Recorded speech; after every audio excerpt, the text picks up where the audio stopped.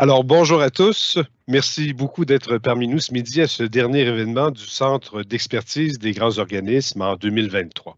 Alors, je me présente Pierre Turgeon, je suis conseiller en communication au SEGO et nous sommes vraiment contents ce midi de vous présenter un webinaire sur les outils des centres de relations avec la clientèle de la Société de l'assurance automobile du Québec. Alors, d'emblée, je vous le confirme, la présentation utilisée par nos présentateurs sera disponible après le webinaire qui, lui, comme d'habitude, est enregistré et sera ensuite placé sur la chaîne YouTube du SEGO. Ce que ça veut dire, c'est que vous pourrez revisionner ce webinaire ou encore suggérer à vos amis et collègues qui n'étaient pas disponibles ce midi de le faire.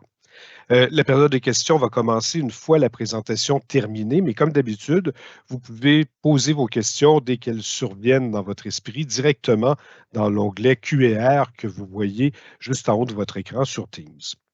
On va vous demander aussi d'évaluer notre événement de ce midi à l'aide d'un court sondage. Merci beaucoup de le remplir. C'est vraiment de cette façon que nous pouvons nous améliorer et proposer des activités qui vous intéressent dans notre programmation. Alors, sans plus tarder, voici maintenant pour vous adresser quelques mots, celui qui est vice-président au service aux assurés à la SAAC et membre du comité directeur du SEGO, M. Martin Simard. Merci beaucoup, Pierre. Alors, bonjour tout le monde. Merci d'assister ce midi à notre événement. Il me fait plaisir, au nom de tous mes collègues du comité directeur du SEGO, de vous accueillir à ce nouveau webinaire. Et j'en profite en mon nom et en leur nom pour vous souhaiter déjà, parce qu'on est au mois de décembre, un très bon temps des fêtes. Donc, je lui ai mis mon sapin dans les circonstances. Le SEGO, c'est quoi? C'est un forum unique dans la fonction publique québécoise. Il existe depuis plus de 20 ans. Il y a 6 organismes qui en font partie. Donc, la Commission des normes de l'équité, de la santé, de la sécurité du travail, Retraite Québec, Revenu Québec, Service Québec, la Régie de l'assurance maladie du Québec et la Société de l'assurance automobile, dont mes collègues vont faire la présentation aujourd'hui. Au SEGO, dans le fond, les organismes membres partagent leur expertise et leurs meilleures pratiques pour ultimement améliorer le service aux citoyens. Donc, le webinaire d'aujourd'hui, c'est une présentation de la SAC, on l'a déjà dit. La SAC, c'est quoi? La SAC, c'est un modèle unique au monde en assurance publique. C'est près de 4000 employés qui sont répartis dans tout le Québec et qui ont à cœur chaque jour de protéger les personnes contre les risques liés à l'usage de la route. Tous les Québécois, sans exception, sont des clients de la SAC en matière d'assurance et de sécurité routière. Moi, je travaille à la SAC depuis plus de 20 ans et je suis très fier d'en faire partie. Je vous dirais qu'au cours des 5 dernières années, nous avons procédé graduellement à une des plus grandes transformations numériques de l'État québécois. En 2023, nous avons implanté SACLIC, vous en avez peut-être entendu parler dans les journaux. Et je peux vous dire qu'à la fin de l'année, si la tendance se maintient, comme dirait M. Derome, nous aurons servi plus de 9 millions de clients, dont près de 4 millions via nos services électroniques. Donc, SACLIC, c'est quoi? C'est l'aboutissement de plusieurs étapes préalables de transformation. Et une de ces étapes préalables-là, ça a été la modernisation de nos outils de centre d'appel pour faire en sorte qu'on passe d'un centre d'appel à un centre de relation avec la clientèle en offrant la possibilité à nos clients de communiquer avec nous par d'autres moyens que le téléphone. Juste à la SAC, Lucie et Jérôme pourront vous le dire, mais il y a 13 centres de relation avec la clientèle. Et ils répondent à chaque année à des millions de demandes de toutes sortes. Donc, je vous présente maintenant ceux qui vont faire la présentation. Je me suis auto-scoopé en les prénommant. Et ils sont tous deux dans ma vice-présidence, soit celle des services aux personnes assurées. Il s'agit de la directrice, excusez-moi, du centre de performance des centres de relations avec la clientèle de la SAAC, Lucie Paradis, et du chef de service de l'évolution des centres de relations avec la clientèle, Jérôme Grégoire. Donc, Jérôme et Lucie, à vous la parole. Merci, Martin. On vient vous présenter aujourd'hui, vraiment, Jérôme et moi, ça nous fait plaisir de venir vous présenter les outils utilisés par les centres de relations avec la clientèle depuis déjà quelques années. Le changement de nos outils s'inscrit dans le vaste chantier qu'a initié la SAAC visant l'amélioration des services à la clientèle. On va un peu, qu'est-ce qu'on vient ce midi vous présenter? Nous allons vous présenter ce qui a amené à faire le changement au niveau de nos outils. On va d'abord parler de notre projet, ses objectifs, les bénéfices attendus, l'approche qu'on a utilisée. Par la suite, nous allons aborder en quoi consiste la nouvelle solution et nous terminerons par la présentation de la structure organisationnelle et ce qu'on a mis en place vraiment pour supporter nos centres de relations avec la clientèle et la gouvernance pour assurer l'évolution de la solution. Bien entendu, nous allons terminer par la période de questions, comme mentionné par Pierre. N'hésitez pas à poser vos questions dans la section Q&A, donc questions-réponses, puis on va y revenir à la fin de la présentation. Si on commence déjà à vous présenter les différents centres, Martin l'a dit en entrée, on a 13 centres de relations à la clientèle à la SAAC qui sont présentés dans la diapositive avec des petits bonhommes qui représentent un peu l'importance en termes de volume d'appels. Je le trouve très visuel comme graphique. Officiellement, on a des centres qui desservent vraiment la clientèle externe. Bien entendu, notre principal, c'est celui qui touche les renseignements généraux qui reçoit plus que 2,7 millions d'appels par année.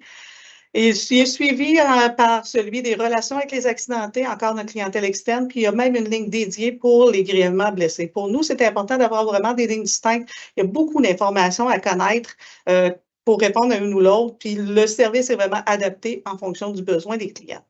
Au niveau de l'externe, on supporte également avec une ligne, un centre de relations avec la clientèle pour les entreprises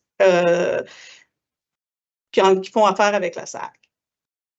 Au niveau, on a également plusieurs autres centres de relations avec la clientèle qui desservent plus nos partenaires et nos équipes internes.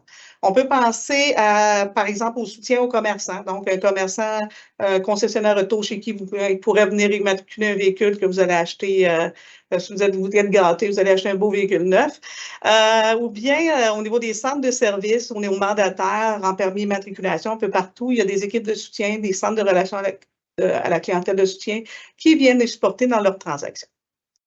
Il y a également le service aux particuliers qui est un peu hybride. Ils peuvent prendre des appels directs, mais principalement nos équipes à l'interne. Donc, c'est un second niveau de soutien qui est offert aux gens qui prennent les appels, donc nos centres d'appels de renseignements généraux. Il y en a une également plus spécifique par rapport au soutien de troisième niveau pour les nouveaux résidents. Il y a également des centres de relations clientèle qui touchent plus spécifiquement de la vice-présidence au contrôle routier et à la sécurité des véhicules.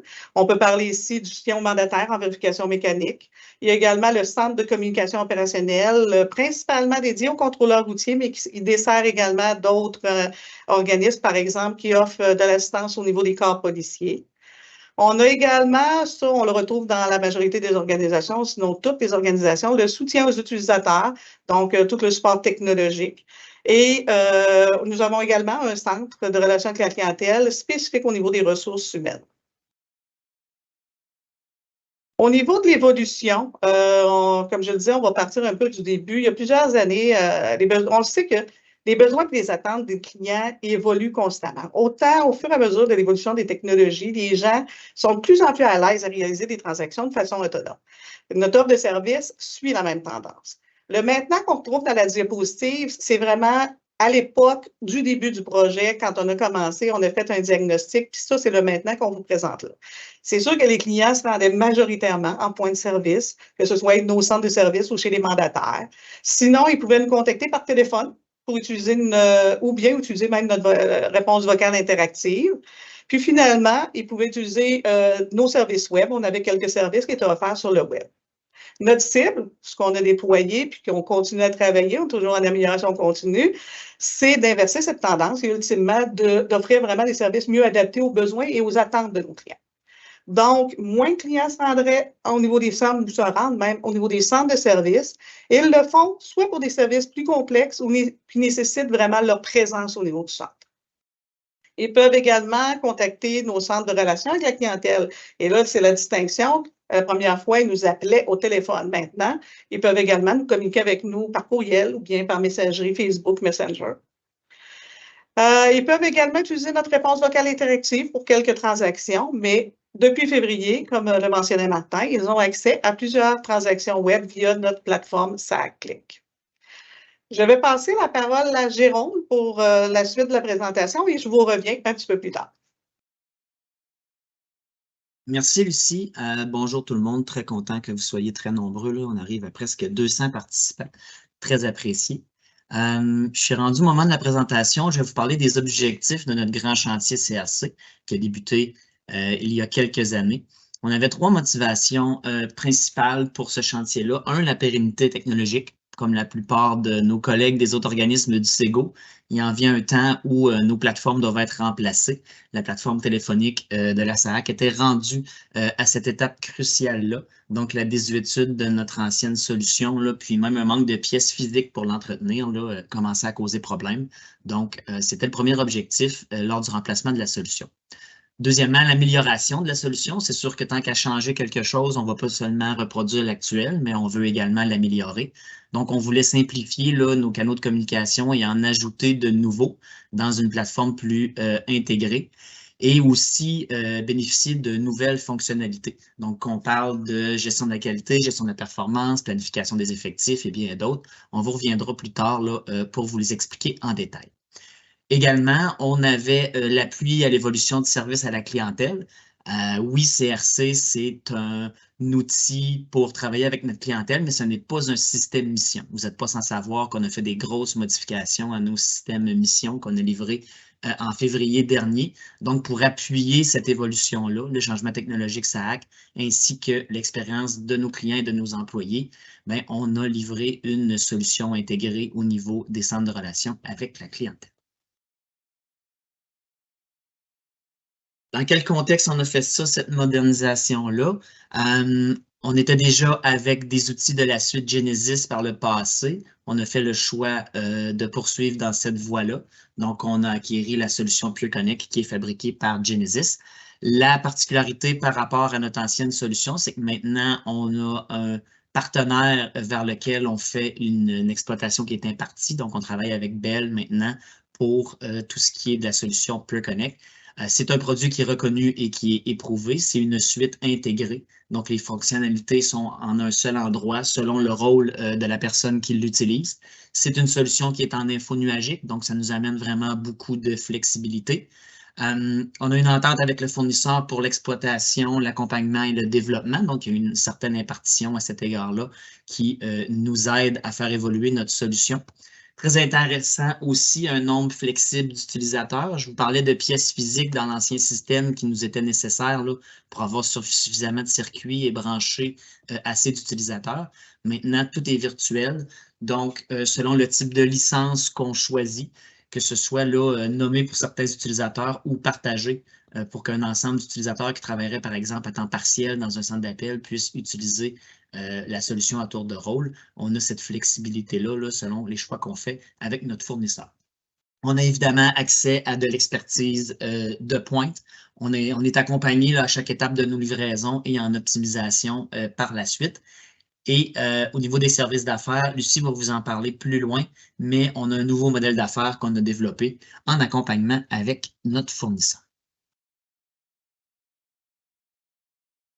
Qu'est-ce que tout ça nous a amené comme bénéfice à haut niveau? On va vous présenter plus loin là, les détails. On a divisé ça en deux catégories, donc pour la clientèle et pour les employés également. Pour la clientèle, si on parle en premier lieu des RVI, donc centré sur le besoin de l'appelant avec des options et des messages clairs, je vous le disais tout à l'heure, tant qu'à revoir la solution, on n'a pas que reconduit l'actuel. Donc, on a organisé un paquet de focus group avec toutes sortes de groupes d'âge et de types de clients que nous avons, là, de vrais clients, des citoyens, pour construire notre nouvelle RVI, des renseignements généraux. Donc, quand les gens l'utilisent maintenant, c'est plus clair et plus intuitif. Une RVI, c'est jamais parfait, c'est toujours en constante évolution, mais on a fait un gros tour de roue là, par rapport à nos anciens systèmes. On en profite également, et c'est toujours en cours, pour rationaliser nos numéros de téléphone. Pour les collègues dans les participants qui sont en centre d'appel ou en soutien de centre d'appel, vous le savez, plus on a de numéros de téléphone, plus ça coûte cher et plus on doit modifier nos communications et plus c'est complexe pour la clientèle. Donc, c'est sûr qu'on avait la volonté à la SAAC d'avoir une porte d'entrée unique pour le client au niveau des renseignements généraux et aussi de nos services en indemnisation, qui sont les deux plus grands centres d'appel dont Lucie vous a parlé tout à l'heure. Donc, on a vraiment ce numéro unique-là maintenant pour que la clientèle nous rejoigne et on migre des anciens numéros de téléphone vers cette solution-là au fur et à mesure qu'on avance et qu'on effectue des livraisons. Fait que ça nous permet d'économiser, oui, sur les numéros de téléphone, mais de rendre ça plus simple pour le client. C'est un exercice qui est long, qui est complexe, mais qui en vaut vraiment la peine. Tous nos appels téléphoniques maintenant sont pris en charge par la solution CRC. Petit bémol ici, quand on dit pris en charge, ce n'est pas nécessairement répondu par un préposé, mais ce qu'on veut dire ici, c'est que dans le passé, dans l'ancienne solution, avec les limitations physiques qu'on avait, mais si jamais on atteignait la capacité maximale de nos circuits téléphoniques, ben, le client attendait tout simplement une tonalité occupée et on avait de la misère à comptabiliser ce qu'on appelait à l'époque ces rejets-là dans nos systèmes. Fait que c'était dur d'avoir une vue d'ensemble sur combien de gens nous appellent vraiment, ça constitue combien d'appelants uniques, c'était quoi qu'ils voulaient faire comme choix ces gens-là.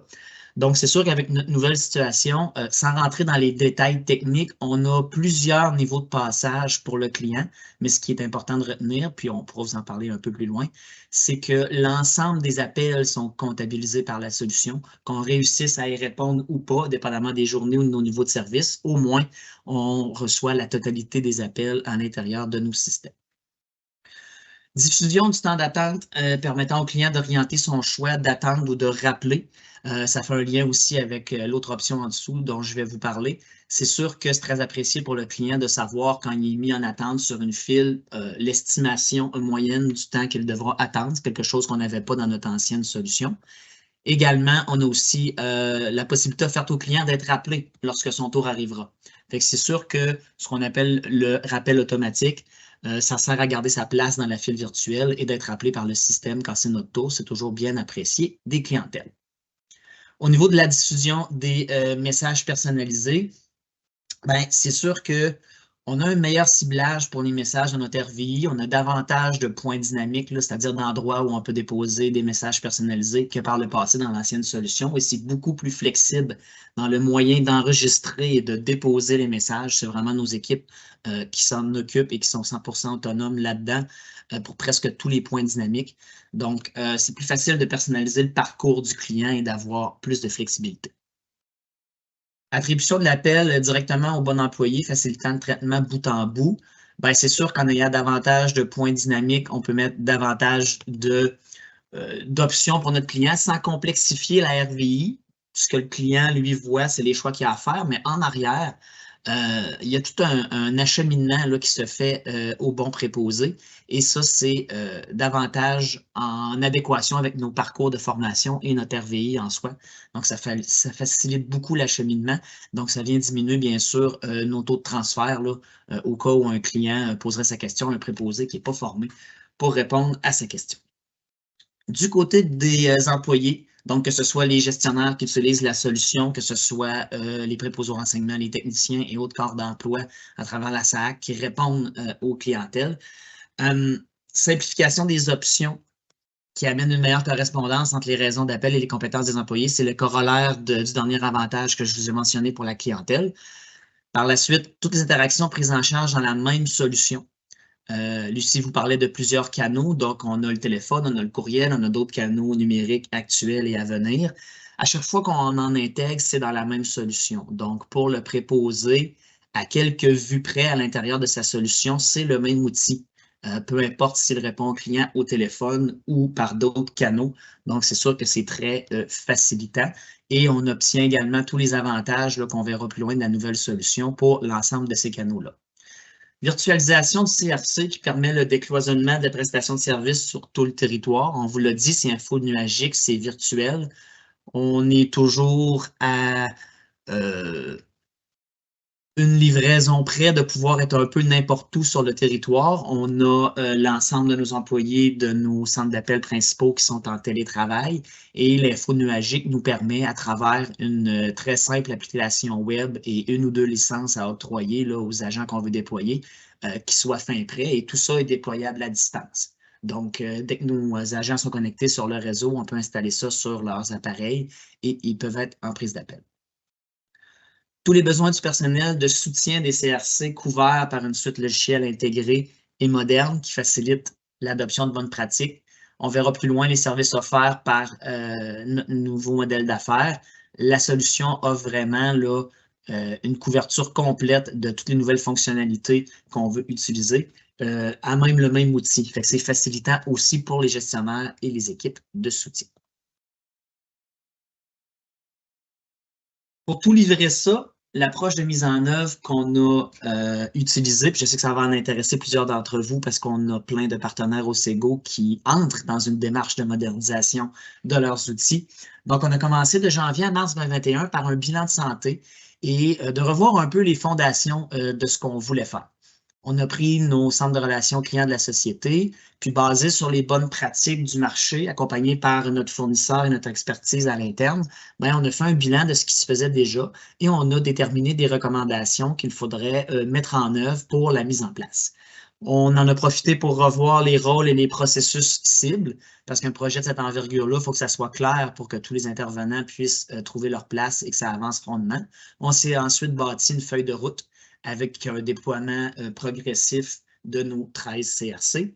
Et bien sûr, on inclut là-dedans tous les partenaires dans l'organisation et même externes nécessaires à la gestion du changement parce que ça bouscule quand même le quotidien là, de changer des outils qui ont cette ampleur-là. Même si ce n'est pas un système mission, ça demeure un outil qui est utilisé au quotidien par l'ensemble de nos employés qui travaillent en centre de relations avec la clientèle. Deuxièmement, mise en place de la solution. Donc, de janvier 2021 à février 2022, ce que j'appellerais l'installation de la quincaillerie derrière pour rendre tous les déploiements possibles. Donc, tout ce qui est arrimage entre les infrastructures de la société, puis le processus d'exploitation avec notre fournisseur, qu'on parle des réseaux, qu'on parle des environnements, tous les processus et le cadre d'exploitation pour bien gérer ça au quotidien, il faut le mettre en place en amont. Parce qu'une fois que la clé est tournée et que la machine est partie, c'est plus le temps de se poser des grandes questions existentielles sur l'exploitation de notre solution. Évidemment, toute la mise en place du côté téléphonique des services et ce qu'on a besoin pour pouvoir livrer nos canaux numériques. Une fois que cette base-là était en place puis qu'on savait où est-ce qu'on s'en allait, on pouvait déployer progressivement l'ensemble de nos CRC. Donc, on en a fait d'avril 2021, on a mis jusqu'à décembre 2023 parce qu'au-delà du déploiement des CRC, on a des livraisons aussi qui sont des déploiements de fonctionnalités. Donc, on ne livre pas nécessairement un nouveau centre d'appel, mais on peut livrer des nouvelles fonctions dans certains de ceux-ci ou même dans l'ensemble. Donc, mise en place et configuration de la solution pour chaque CRC de la société. On a commencé par un projet pilote qui était dans un de nos centres internes, donc le centre de soutien aux utilisateurs. Vous avez l'équivalent là dans vos organisations là, au niveau de vos VPTI ou autres vice-présidences numériques pour soutenir les gens au quotidien en informatique. Donc, on a fait le pilote à cet endroit-là et par la suite, je ne les repasserai pas tous, là, mais l'ensemble des 13 centres que Lucie vous a présentés en introduction ont été déployés progressivement. Nos évolutions, donc en 2022 et en 2023, en termes de pilotage de projet, on a mis en place des structures qui sont livrées là, depuis maintenant avril 2022. Lucie va vous les expliquer en détail plus loin, ce qui est important de retenir pour l'instant. Dans notre nouveau modèle d'affaires, au-delà du fournisseur et des équipes d'exploitation, on a ce qu'on appelle le centre de performance des CRC, donc la direction de Lucie, dont je fais moi-même partie, qui est vraiment la partie affaires de notre gouvernance. Ça représente les CRC clients, ça les conseille, puis ça les accompagne auprès du centre d'expertise et de notre fournisseur. Le centre d'expertise, quant à lui, qui est un peu notre jumeau au niveau de la vice-présidence à l'expérience numérique, c'est vraiment le responsable du contrat avec le fournisseur ainsi que tout le volet financier. Puis, il fournit l'expertise technologique, dans le fond, qui est nécessaire aux différentes livraisons et aux évolutions. Parlant d'évolution, on a la liste ici des évolutions faites en 2022 et en 2023. Le rappel automatique, j'en ai parlé tout à l'heure. C'est vraiment la fonctionnalité de base pour que le client puisse conserver là, sa place dans la file d'attente virtuelle et soit recontacté par la suite. Le sondage post-appel. Les sondages post-appel, c'est très simple. C'est une option qui est offerte au client au début de l'appel et s'il répond dans l'affirmative, à la fin de l'appel, une ou plusieurs questions peuvent lui être posées et il répond à l'aide de son clavier numérique de téléphone. Ça nous permet de mesurer toutes sortes de choses au niveau de la satisfaction de la clientèle et il est même également possible pour le client, lorsqu'on l'active, de laisser un commentaire à l'intérieur d'une boîte vocale et ça, nos équipes d'amélioration continue compilent tout ça, analysent tout ça pour nous aider à nous améliorer. Ajout de points dynamiques pour la gestion des horaires. Je parlais de flexibilité tout à l'heure. On sous-estime toujours quand on livre un centre d'appel les besoins futurs. Après avoir livré beaucoup de centres, on s'est rendu compte qu'il nous manquait certaines flexibilités. Donc, en évolution, on est venu ajouter à travers nos RVI plusieurs points dynamiques pour réussir à obtenir la flexibilité désirée.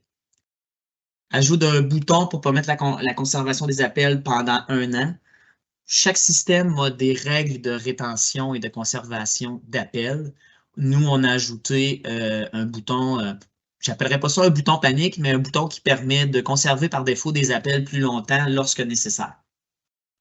Nos appels en ce moment, au niveau voix, sont conservés pendant 20 jours, sauf si on décide de le faire plus longuement. Ce bouton-là sert à venir déterminer des appels qu'on souhaite que l'enregistrement soit plus long pour toutes sortes de raisons, que ce soit un appel difficile avec un client, que ce soit un appel qu'on aura besoin de réécouter plus longuement plus tard pour un dossier en particulier. On peut le conserver de cette façon-là. Ajoute 3 nouveaux attributs dans ICBM pour la recherche des appels enregistrés. Ça semble très technique dit comme ça. On améliore également tout notre processus d'assurance qualité. En ajoutant des attributs comme ça permet de rechercher plus efficacement les appels enregistrés, pas seulement pour les gestionnaires, mais pour nos équipes qui en font l'écoute pour réussir à déterminer si la qualité est au rendez-vous. On a également rajouté de la sécurité. Qui dit tout est dans la même solution, dit très important de cloisonner ce qui doit être cloisonné, parce que l'ensemble de nos 13 CRC ont accès à toutes sortes de rapports sur leurs équipes, à même la solution. Dépendamment comment on a configuré ces centres-là, on a dû cloisonner plusieurs rapports pour que la confidentialité de ce qu'il y a dedans soit respectée et soit accessible là, aux gestionnaires concernés. En 2023, on s'est davantage attaqué à nos RVI. Tous nos collègues de centre d'appel présents savent c'est quoi la loi 14 et les défis que ça nous a amenés. Donc, c'est sûr qu'on a fait de l'ajustement à 8 de nos RVI pour se conformer à cette loi-là. Ensuite, on a ajouté par le fait même, en lien avec cette même loi-là, la musique québécoise dans l'ensemble de nos files d'attente RVI. Point inusité et très positif qui nous est arrivé, puis je me permets de le mentionner parce que c'est vraiment un coup de cœur puis un gros hit. On n'a pas seulement ajouté ça dans les fils clients, on l'a ajouté également dans les fils de nos préposés quand ils sont en attente à l'interne. Et ça a vraiment été un coup de cœur comparé à la musique traditionnelle que j'appellerais musique d'ascenseur qui nous est livrée par défaut là, par nos fournisseurs de téléphonie. Et c'est très apprécié aujourd'hui, cette nouvelle musique-là. Donc, bon coup qu'on a réalisé en 2023. On a ajouté une nouvelle option dans nos RVI pour les vignettes de stationnement. On a eu des rencontres avec autant le protecteur du citoyen que l'Office des personnes handicapées et tout ça, et c'est un besoin qui était remonté régulièrement. Donc, on est capable de s'ajuster assez rapidement.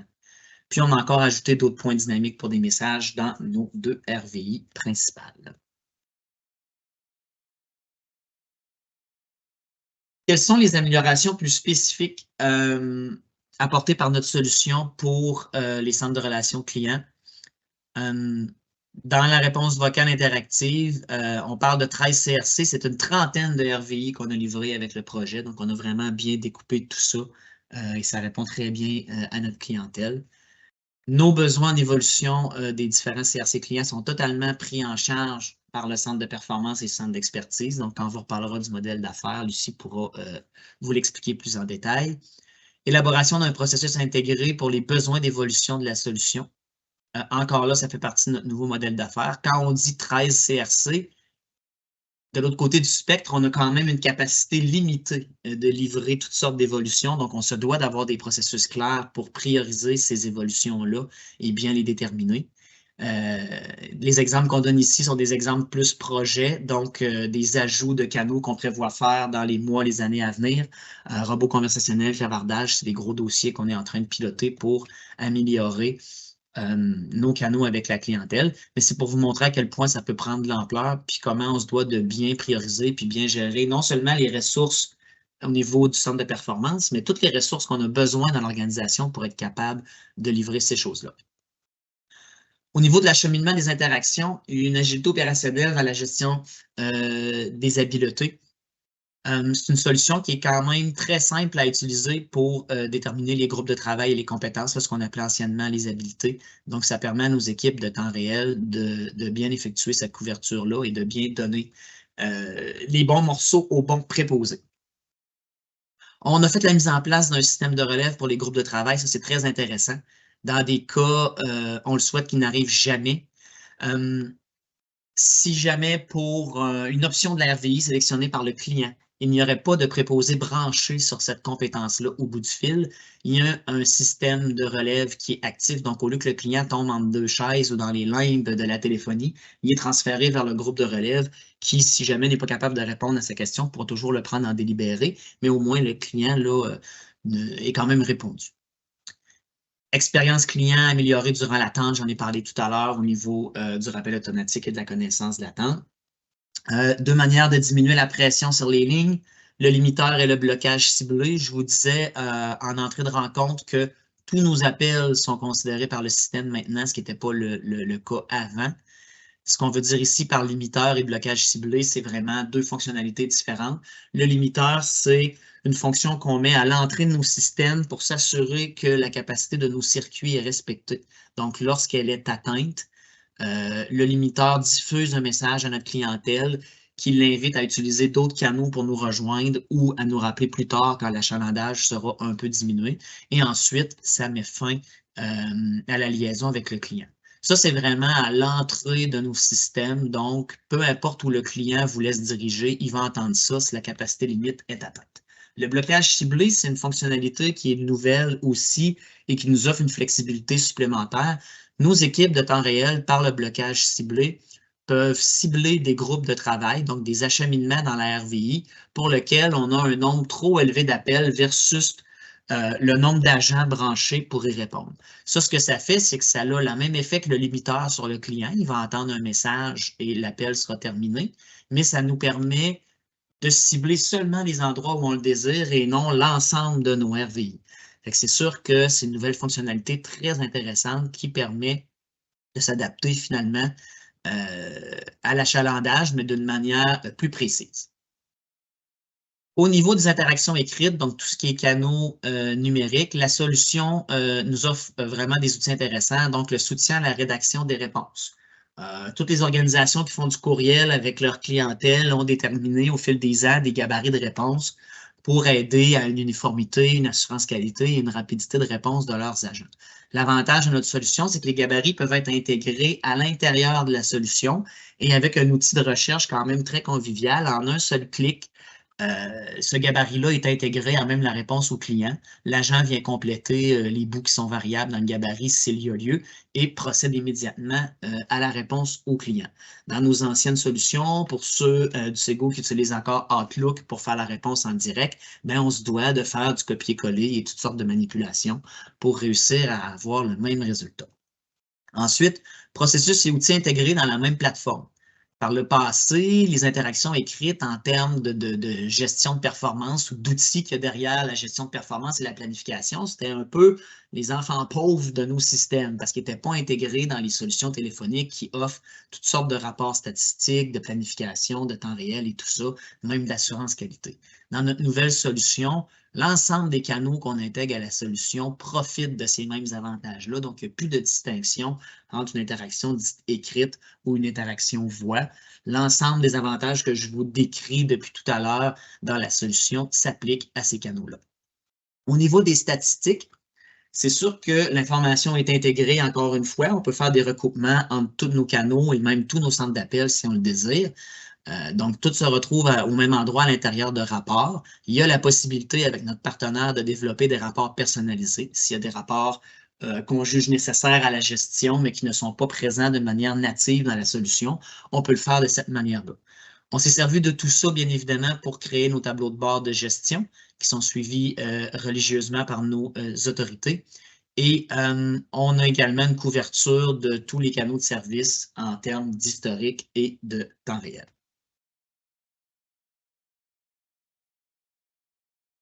Pour nos différentes fonctions, donc qui seront présentées là, à la diapositive suivante par ma collègue Lucie, au niveau de l'amélioration des services, La classification des interactions par des codes de conclusion, ça c'est très intéressant. Par le passé, c'était très limité dans la vieille solution. On peut créer une arborescence de codes de conclusion et lorsqu'on fait des opérations qu'on appelle de catégorisation, l'ensemble des préposés ou une file particulière peuvent être ciblés pour classifier les appels qu'ils reçoivent pendant une certaine période de temps afin de nous aider à aiguiller l'amélioration de nos services et de connaître notre clientèle. L'avantage avec ça, c'est qu'au-delà de l'étiquette qui est apposée à l'appel, l'étiquette est vraiment associée à l'identification de l'appel. Donc, par la suite, si on procède à l'écoute de cet appel-là par assurance qualité, si on procède à un forage statistique de ces types d'appels-là, les codes de conclusion suivent. Fait que lorsqu'on écoute un appel, on peut savoir comment il a été classifié, on peut regarder combien de tels types ont été classifiés pour pouvoir faire des proportions, exemple, avec le nombre d'appels totaux qui seraient entrés dans cette catégorie-là. C'est quand même très puissant comme outil et somme toute très simple à faire comme manipulation pour le préposé pendant ou après son appel avec le client. Donc ça, c'est sûr que ça nous aide vraiment à connaître notre clientèle et à s'améliorer. Sondage post-interaction, j'en ai parlé tout à l'heure. Je ne le repasserai pas en détail. Au niveau de l'assurance qualité, l'avantage de la solution, c'est que c'est un processus bout en bout. Quand on écoute un appel, nos grilles d'assurance qualité sont à même l'outil, donc sont complétées pendant l'écoute d'appel par nos équipes d'assurance qualité. Ils peuvent le faire pour tous les canaux qui sont à même la solution et peuvent se servir de la grille pour faire les rencontres de coaching par la suite, peuvent le rendre disponible aux gestionnaires et aux employés directement. C'est quelque chose qui est en constante évolution parce qu'on en faisait déjà avant dans la vieille solution, mais à la mitaine, comme on dit. Maintenant, tout est intégré là, dans notre solution actuelle. Au niveau de la planification des effectifs, bien, encore une fois, comme je disais tout à l'heure, ça prend en charge l'ensemble de nos canaux. On a une gestion active qui est possible et selon les montées en charge, bien, on gère nos renforts en conséquence. Soit qu'on utilise la gestion dynamique, comme je l'ai mentionné tout à l'heure, soit qu'on vient brancher des renforts supplémentaires. Le côté virtuel de la solution nous permet de profiter de toute la force du réseau de la Société d'assurance automobile. Oui, ce sont des préposés au renseignement par définition qui répondent à la grande majorité des appels de nos CRC, mais on peut aller chercher, exemple, même des employés de nos collègues qui travaillent au comptoir dans les centres de services pour venir prêter main forte lorsque nécessaire. La solution nous permet cette flexibilité-là virtuelle. Et à terme, ça nous permettra aussi de faire la planification intégrée d'autres activités. Le défi qu'on a en ce moment, c'est quand on planifie nos ressources, c'est qu'au-delà du téléphone ou des canaux numériques, on a également tout ce qu'on appelle l'arrière-guichet et évidemment le présentiel au comptoir qui est fait par des employés en service à la clientèle.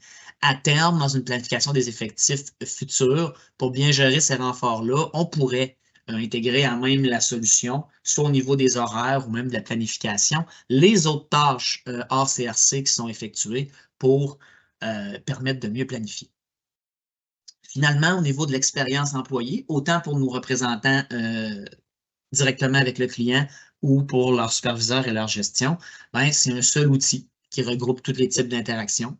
L'ensemble des nouvelles fonctionnalités que je vous ai décrites, maintenant, ils peuvent en profiter. Il y a également une seule application, j'ai nommé CBM tantôt, pour la gestion des agents.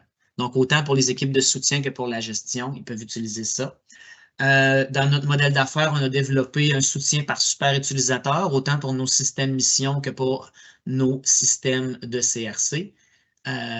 C'est effectué par Teams, mais c'est très apprécié là, de l'ensemble des utilisateurs. Et je vous en ai parlé tout à l'heure, la virtualisation de nos systèmes permet une grande mobilité et un télétravail qui est facilité.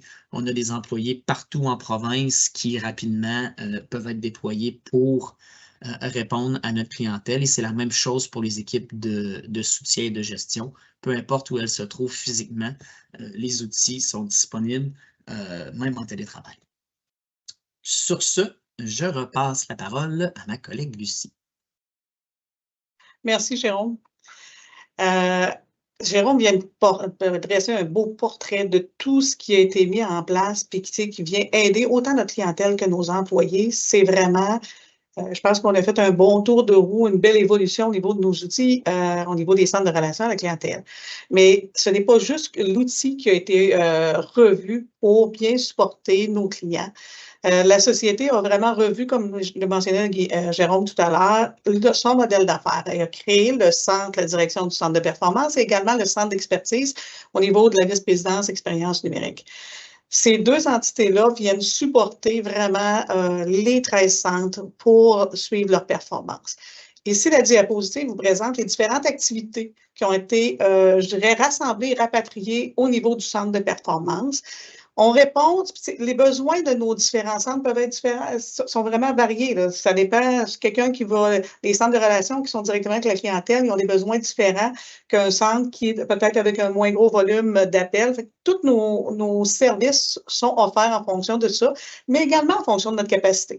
Vous savez qu'on a été déployés au cours de la dernière année et demie, puis on a vécu également la transformation qu'on a eue au niveau de l'implantation de SACLIC. Donc, on est venu supporter nos opérations. Donc, on est encore en déploiement et en amélioration continue sur nos différentes activités au niveau du centre de performance. Au niveau, si je prends boîte par boîte, au niveau de la gestion de la performance, on dessert la totalité des centres de relations avec la clientèle. Déjà, on sait qu'il y a des outils qui sont déjà intégrés dans la solution, mais on supporte les équipes avec l'interprétation de ces outils-là, mais on développe aussi des tableaux de bord ou des différentes statistiques ou analyses pour supporter la prise de décision. Des travaux sont en cours au niveau de la gestion de la performance pour rapatrier les bases de données au niveau de la SAC. Ce faisant, on va être plus autonome dans nos différentes analyses. Ça va nous permettre de développer davantage au niveau de nos analyses, au niveau de la performance proactive, pour mieux soutenir la prise de décision, puis ultimement atteindre la performance attendue. On peut également exploiter, on va pouvoir exploiter mieux les données des CRC pour développer notre connaissance de la clientèle puis dégager des tendances sur les comportements de celle-ci puis pouvoir mieux planifier les différentes activités. Au niveau de la gestion active, c'est beaucoup plus terrain. Présentement, on supporte nos plus gros centres de relations avec la clientèle. C'est vraiment la poutine. On va produire les horaires de travail des employés en fonction des critères établis. On va faire les calendriers de vacances, on fait des prévisions d'affluence. On évalue en temps réel, journalière en temps réel, les différents canaux de service avec les équipes opérationnelles des centres de relations. Nos équipes, ces équipes-là aussi contribuent vraiment de façon importante. Quand on a des projets pilotes, puis on teste des choses pour voir comment ça va fonctionner, en temps réel, ils sont capables de nous donner le pouls et nous permettent de nous ajuster pour vraiment rendre le meilleur service à nos clients. C'est très apprécié. C'est également cette équipe-là qui gère la gestion dynamique pour gérer le flux de la clientèle par ligne d'affaires. Au niveau de la planification des effectifs, ici, c'est vraiment, encore là, nos plus gros centres de relations avec la clientèle qu'on va desservir. Cette équipe-là va faire la planification des effectifs plus à long terme en fonction des prévisions de volume de travail, des mouvements de personnel, des montées en compétences et puis des autres facteurs qui peuvent influencer les centres de relations avec la clientèle. Ils réalisent des analyses aussi puis des recommandations pour optimiser l'acheminement des interactions en fonction des ressources qui sont disponibles. L'autre côté, on va regarder plus, par exemple, on va commencer avec l'amélioration vraiment des services à la clientèle. Pour le moment, on dessert vraiment notre principal centre de relations avec la clientèle, donc les renseignements généraux. Présentement, on développe plus la connaissance de notre clientèle puis ses besoins au niveau en matière de prestation de services. On peut faire des sondages post-appel, la catégorisation, des groupes de discussion, d'écoute-appel, comme le mentionnait Jérôme. On est vraiment à l'étape de se structurer au niveau de cette équipe-là, puis de déployer cette activité-là tout en s'arrimant aux instances corporatives qui, on le sait, l'expérience liée à la SAC est très importante. Au niveau de l'accompagnement et évolution de la solution, cette activité-là dessert l'ensemble des centres de relations avec la clientèle. On accompagne vraiment dans l'évolution des pratiques, les processus, ainsi que la solution en collaboration avec notre partenaire. On l'a nommé centre d'expertise au niveau de la vice-présidence expérience numérique, puis également notre fournisseur de la solution. On analyse les problématiques soulevées par les centres de relations, on pose des diagnostics. On essaie de trouver la meilleure recommandation. Ce n'est pas toujours une solution. Des fois, ça peut être au niveau des processus, puis on accompagne les équipes là-dedans. On accompagne aussi en offrant du support à l'ensemble des utilisateurs de la solution CRC. On a une équipe de super utilisateurs qui vient les supporter. Donc, il y a un préposé, il y a de la misère à se connecter. C'est vraiment au niveau de la technologie. Il va y avoir une équipe qui va le supporter. Ça fait partie de ce groupe-là. Puis, il assure le bon fonctionnement également des réponses vocales interactives. Donc, on vient les optimiser, les entretenir comme un peu Jérôme le présentait tout à l'heure. Il y a également, ici, on a rapatrié l'ensemble des équipes. C'est des équipes quand même assez importantes au niveau de l'assurance qualité, la formation, gestion de l'information. Ici, c'est vraiment pour les renseignements généraux qu'on offre le service pour le moment. On forme toutes les ressources, les préposés qui rentrent, on fait les rafraîchissements aux besoins. On fait l'évolution du cadre normatif en assurance qualité. On offre un accompagnement personnalisé aux employés pour leur permettre d'atteindre les objectifs de performance également. On coordonne, on prépare, puis on diffuse les communications opérationnelles. Cette équipe-là fait également le suivi des plaintes et au besoin, ils font la rétroaction aux employés afin d'assurer l'amélioration continue des services à la clientèle. Le modèle d'affaires, on vous l'a présenté ici, ça c'est tout notre modèle de gouvernance. Vraiment, ça a été mis en place, je pense que c'est un facteur de succès. Il est encore à déployer lui aussi, mais je pense que c'est un des facteurs qui va contribuer vraiment à la performance de nos centres de relations à la clientèle. Le centre de performance est en constante interaction avec les centres de relations à la clientèle pour connaître leurs besoins et les accompagner dans l'évolution des pratiques. Pour y parvenir, il travaille en collaboration étroite avec le centre d'expertise, puis le centre d'expertise vraiment plus. Il y a également le support qui peut venir en renfort.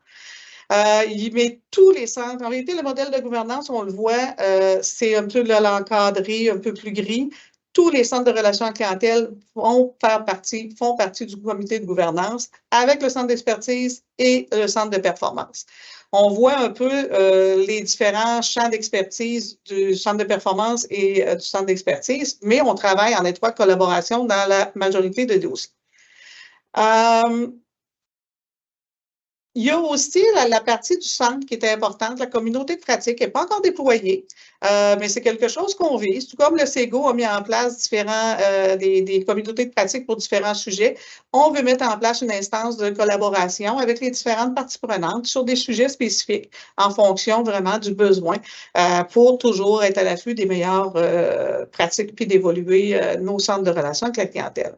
Puis en marge, on le montre, hein, tout ça, on le fait toujours en collaboration avec tout ce qui est corporatif.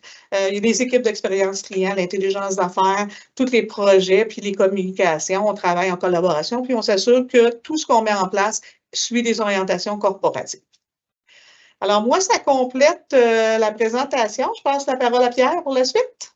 Bien, merci beaucoup, Lucie. Je vous rappelle, mesdames, messieurs, que vous suivez en direct sur Teams un webinaire du SEGO, le Centre d'expertise des grands organismes, qui porte sur les outils des centres de relations avec la clientèle de la SAAC. Alors, nos deux présentateurs, Lucie Paradis et Jérôme Grégoire, vont maintenant répondre à vos questions. Vous pouvez nous les soumettre, ces questions, par écrit, grâce à l'onglet Q&R dans Teams que vous voyez un petit peu en haut de votre écran, au centre droit, je dirais. Alors, vous appuyez là-dessus, vous l'écrivez. Et on a au SEGO un sous-comité qui fait des échanges sur les enjeux reliés à la téléphonie et aux réponses vocales interactives. Et c'est une des membres de ce groupe, qui est aussi une employée de la SAAC, Claudine Eza, qui ce midi va relayer vos questions à nos présentateurs. Alors, bonjour Claudine. Bonjour Pierre. Bienvenue parmi nous.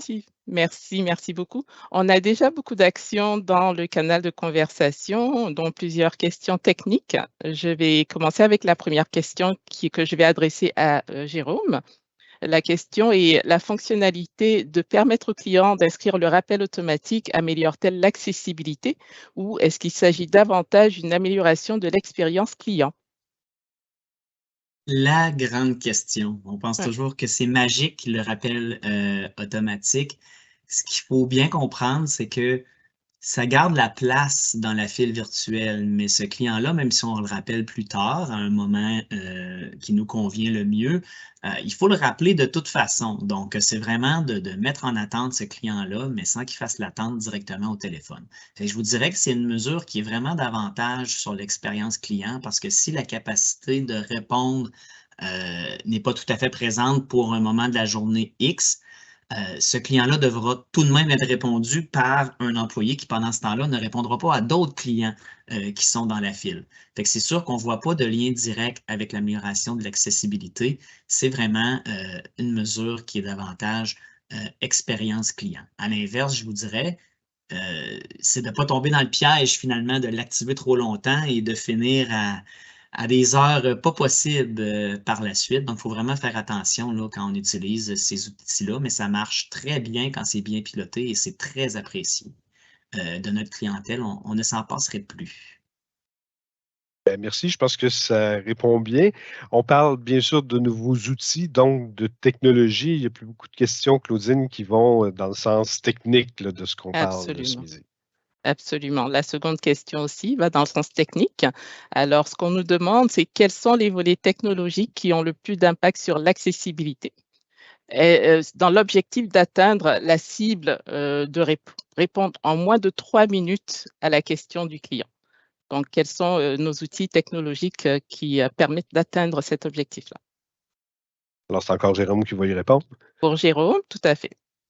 Moi, j'en vois deux majeurs. C'est sûr que nos outils d'amélioration de service, quand on parle de sondage post-interaction, de catégorisation d'appels, tout ce qui nous permet de comprendre notre clientèle et d'expliquer son cheminement ou les embûches qu'il rencontre, c'est ce qui nous aide le plus, bien évidemment avec de l'écoute de l'appel combiné à tout ça, de venir jouer sur ce fameux temps de traitement d'appel-là, puis cette résolution au premier contact. Puis ça, ben, quand on améliore ces facettes-là, c'est ce qui, à terme, nous permet, avec le même bassin là, de répondants, de tendre vers l'objectif de la déclaration de service aux citoyens qui est mentionné dans la question.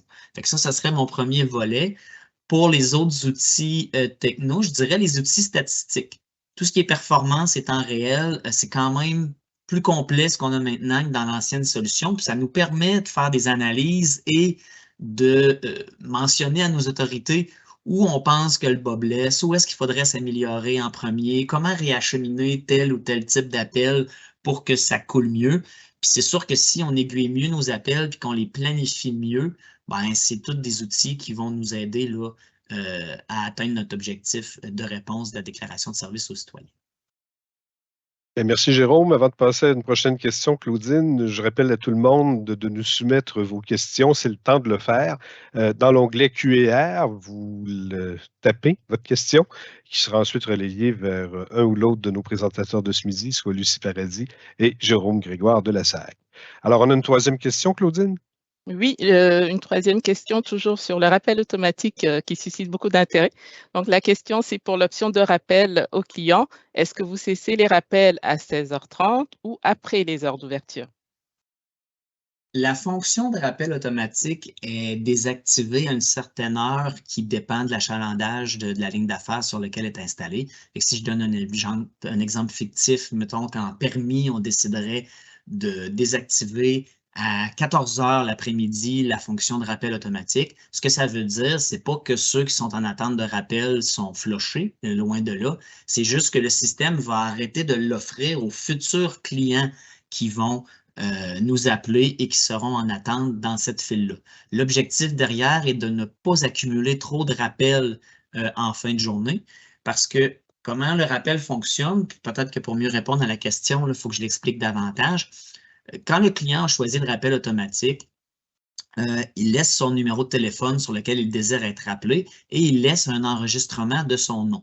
Pour la simple et bonne raison que quand notre système va le rappeler, quand ce sera à son tour, le client va entendre son nom qu'il a prononcé, donc il va savoir que ce n'est pas un appel frauduleux, mais bien la SAC qui tente de le rejoindre pour son rappel automatique.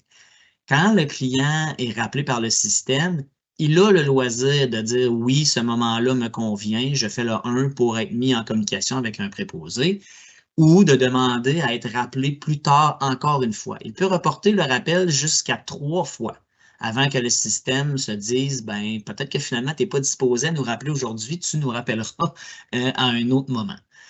Des fois, les clients vont choisir que ce n'est pas le bon moment. Exemple, il est en train de conduire entre son domicile et le travail. Ben, on ne veut pas nécessairement qu'il nous réponde.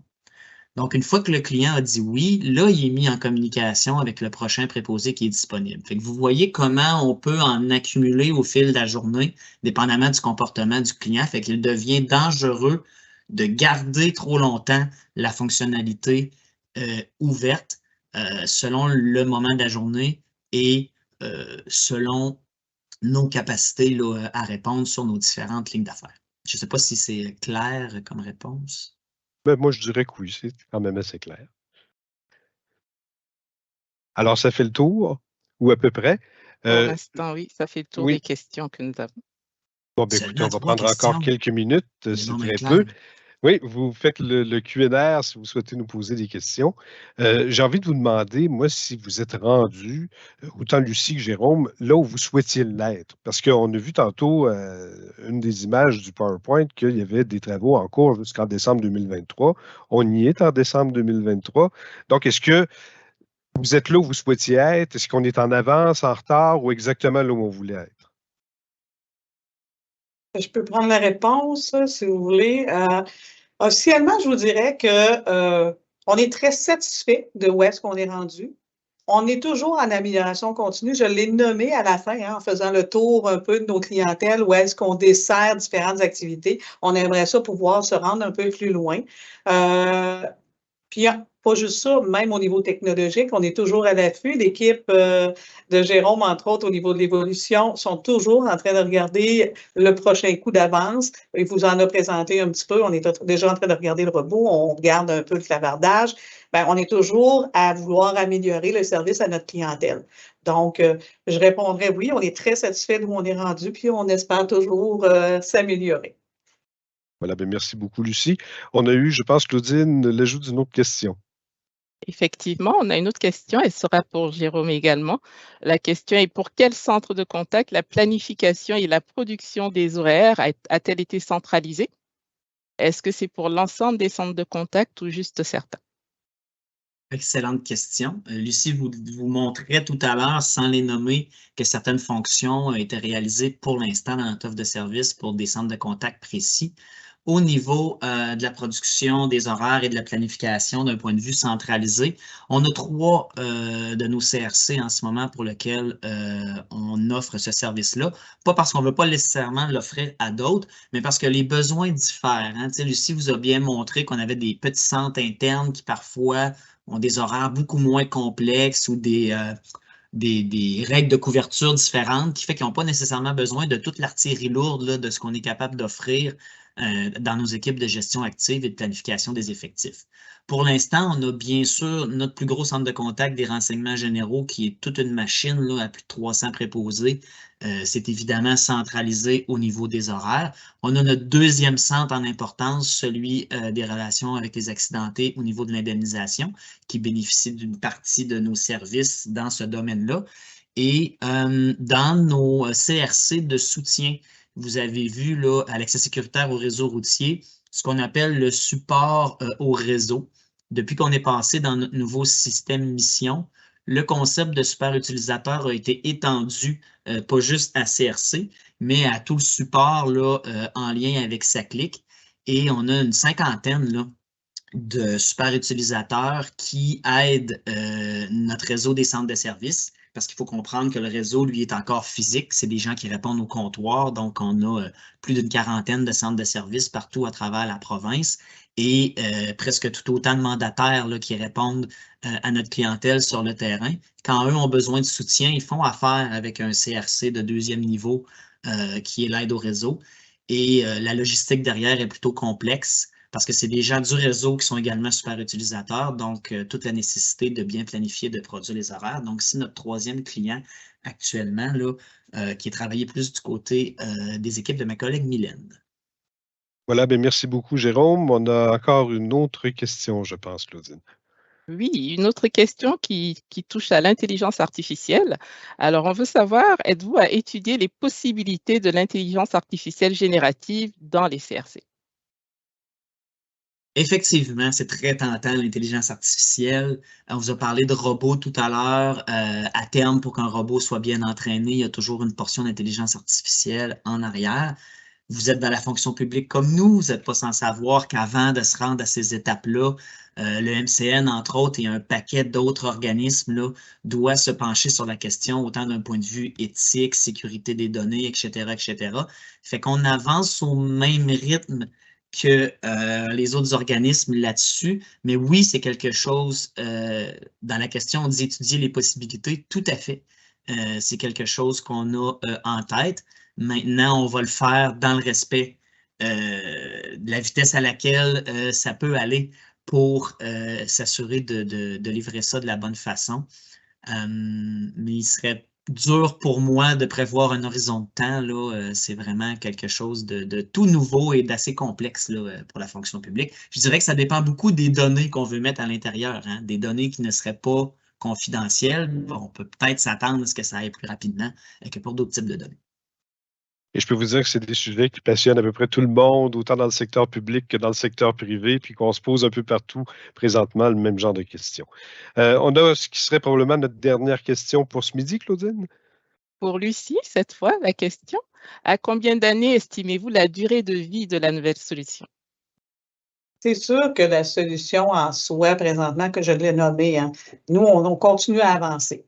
C'est sûr qu'on regarde différentes options en fonction de la capacité de la solution. Ça se peut qu'il y ait de l'évolution. Ça, c'est vraiment plus, je dirais, de l'expertise de la vice-présidence à l'expérience numérique qui analyse toute cette situation-là.